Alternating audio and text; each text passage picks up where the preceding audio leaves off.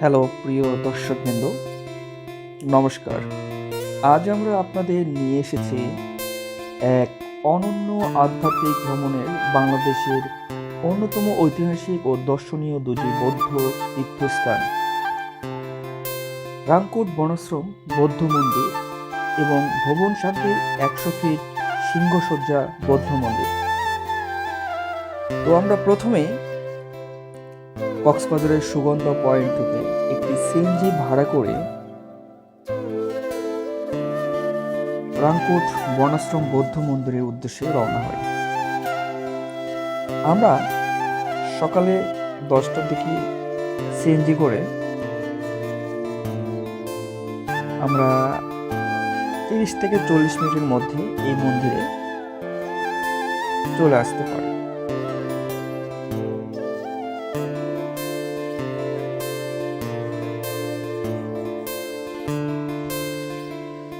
মন্দিরে প্রবেশ করার জন্য এখানে শুভেচ্ছা মূল্য হিসেবে 20 টাকা তারা নিয়ে থাকে। এটি সাধারণত পরিষ্কার, উন্নয়ন এবং সংস্কার কাজের জন্য তারা নিয়ে থাকে। তো আমরা 20 টাকা শুভেচ্ছা মূল্য দেওয়ার পরে প্রবেশ করে আমরা প্রথমেই দেখতে পাই যে এখানে এক ভক্ত আপন মনে এই মন্দিরে তপস্যা করছিল। তো আমরা এখানে দর্শন করে পরবর্তীতে আমরা সামনের দিকে এগোতে থাকি। তো এই অবস্থায় আমরা এখানে একটি বটবৃক্ষ দেখতে পাই, যেটা সম্রাট অশোক রোপণ করেছে বলে তারা ধারণা করে থাকে।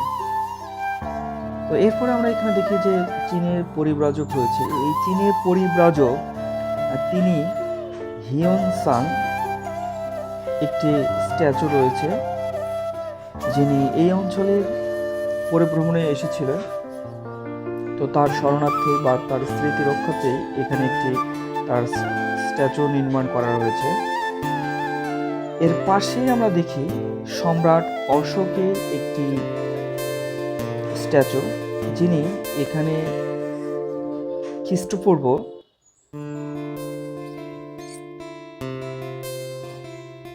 273 খ্রিস্টপূর্বে থেকে 232 এর মধ্যেই এখানে তিনি ভ্রমণে আসেন এবং এই রাংকুট বৌদ্ধ মন্দির প্রতিষ্ঠা করেন। এবং এরপর আমরা অনেক নিদর্শন দেখতে পাই আশপাশে। এবং এখানে যে আমাদের গৌতম বুদ্ধ তার বাল্যকালের যেসব স্মৃতি প্রতীকী লুম্বিনী অর্থে এখানে তৈরি করা রয়েছে। ধারণা করা হয় যে সম্রাট অশোক এটি রোপণ করেছে।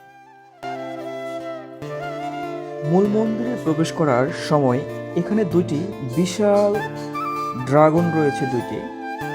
তো এই ড্রাগন দুটিকে তারা মনে করে মন্দির পাহারাদার অর্থে তারা এটা ব্যবহার করে। সাধারণত এই সংস্কৃতিটা আমরা দেখে থাকি যে চীন,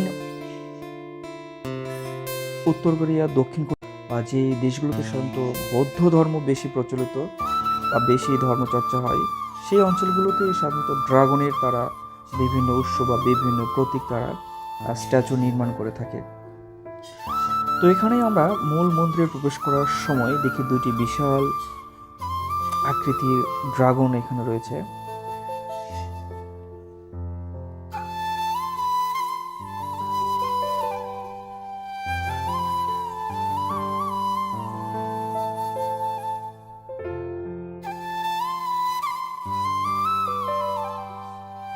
বাংলাদেশের পাহাড়ি অঞ্চলের সবুজ প্রকৃতির কোলে অবস্থিত এই রাংকুট বনাশ্রম বৌদ্ধ মন্দির একটি প্রাচীন ও পবিত্র ধর্মীয় স্থান। এই বনাশ্রমটি মূলত ধ্যান এবং সাধনার জন্যই প্রতিষ্ঠিত হয়, যেখানে ভিক্ষু এবং সাধকরা নির্জন পরিবেশে বৌদ্ধ ধর্মের চর্চা করে থাকেন। মন্দিরটির চারপাশে ঘন বনভূমি দ্বারা পরিবেষ্টিত। এখানে বিরাজ করছে অপার নীরবতা এবং আধ্যাত্মিক শক্তি। বৌদ্ধ ধর্ম অবলম্বী পাশাপাশি সাধারণ পর্যটকরাও এখানে আসেন মানসিক প্রশান্তির জন্য। এই স্থানের পরিবেশ এমন যে কিছু সময় থাকলে মন থেকে সব ক্লান্তি দূর হয়ে যায়।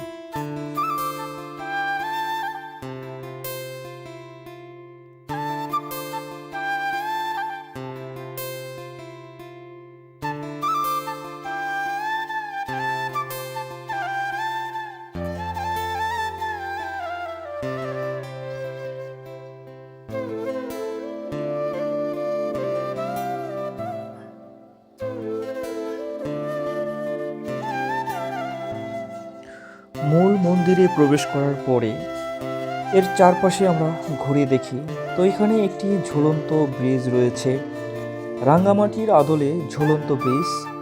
এই ব্রিজের নাম রাংকোট পদ্মবিনা ঝুলন্ত ব্রিজ।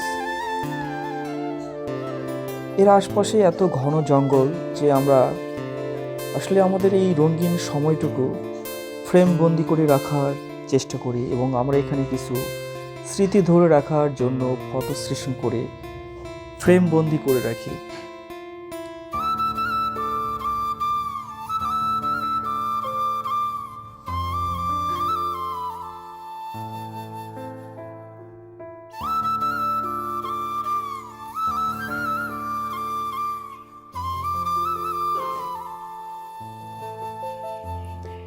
এরপরে আমরা এখানে দেখতে পাই যে যেহেতু আমরা খুব সকালেই গিয়েছিলাম, তো এখানে আমরা দেখতে পাই যে তাদের প্রার্থনার সময় চলছিল, এবং আশপাশে যারা বৌদ্ধ ধর্ম অবলম্বী ছিল তারা সকলে এখানে পূজা করার জন্য আসছিল, এবং প্রার্থনা সেখানে সেটা চলছিল।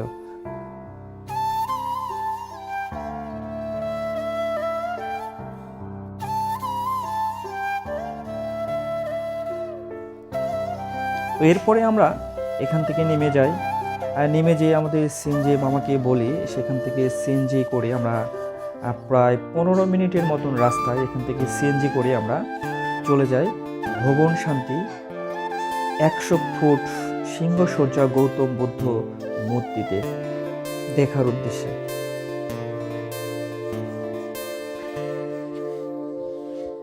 এই মন্দিরে প্রবেশ করার জন্য পরিষ্কার পরিচ্ছন্ন ও সংস্কার কাজের জন্য 20 টাকা প্রবেশ মূল্য বা শুভেচ্ছা মূল্য দিয়ে আমরা প্রবেশ করি। প্রবেশ করার পরে আমরা এই মন্দিরটি অত্যন্ত পরিষ্কার পরিচ্ছন্ন দেখতে পাই, এবং এখানে একটি কথা বলে রাখি, এখানে কিন্তু অবশ্যই আমাদের জুতা খুলে প্রবেশ করতে হবে, এবং মূল মন্দিরে প্রবেশ করার জন্য অবশ্যই জুতা খুলে প্রবেশ করতে হবে। এবং এখানে প্রায় 100 থেকে 150টি সিঁড়ি বেয়ে উপরে ওঠার পরে আমরা দুই পাশে ওঠার সময় দেখি যে দুই পাশে অত্যন্ত সুন্দর বিভিন্ন ধরনের বৌদ্ধ মূর্তি নির্মাণ করা আছে। এটা অত্যন্ত দেখতে সুন্দর লাগতেছে এবং খুবই মনোমুগ্ধকর একটি শান্ত নিরিবিলি পরিবেশ। এরপর আমরা এখানে আসলে রাংকুট বৌদ্ধ মন্দিরের মতন দেখার তেমন কোনো কিছু নেই, তবে এখানে যে 100 ফুট বৌদ্ধ মূর্তি যে রয়েছে শায়িত অবস্থায়, এটি আসলে এখানে মূল আকর্ষণ।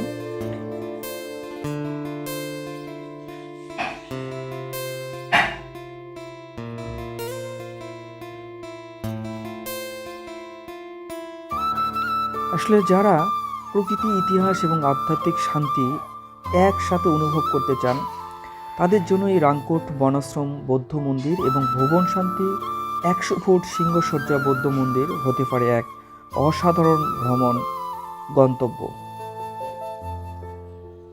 আর মন্দিরে প্রবেশ করার সময় অবশ্যই শালীন পোশাক পরিধান করবেন, ধর্মীয় স্থানে উচ্চ স্বরে কথা বলা থেকে বিরত থাকবেন, এবং পরিবেশ পরিষ্কার রাখুন, এবং ছবি তোলার আগে অবশ্যই অনুমতি নিন।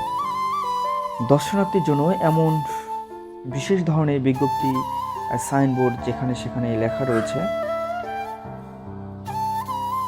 তো আমরা এই মন্দিরটি খুব কাছ থেকে দেখতে পেয়ে নিজেকে অনেক সৌভাগ্যবান মনে করছি। এরপরে আমরা